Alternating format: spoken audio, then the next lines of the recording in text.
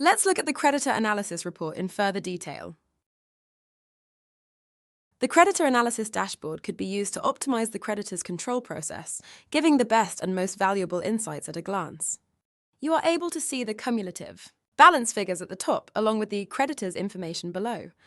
Perhaps you're looking to report by aging group to identify relevant data like the cumulative balance.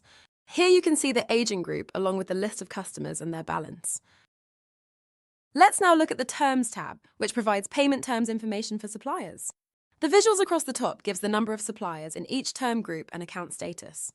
You have the option here to drill down to see the status, balance, credit limits, agreement date, and more for suppliers in these groups below. Discover your spending trends within the Spend tab. It offers an overview of your total spend, along with spend over time, and spend by supplier, product group, and region. Furthermore, the Suppliers tab could be used to drill down even deeper into the supplier spend, balance, and credit details grouped by time, status, terms, and region. The On Time, in Full Information (OTIF) tab could be used to identify any concerns relating to supplier agreements being met.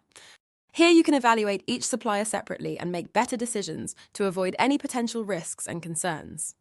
We hope you enjoyed that short video overview of the Creditor Analysis Dashboard. Find out more about Sage 200 Power BI. Request a demo by contacting the CPIO expert team and speak to us about pricing and tailored options for your budget.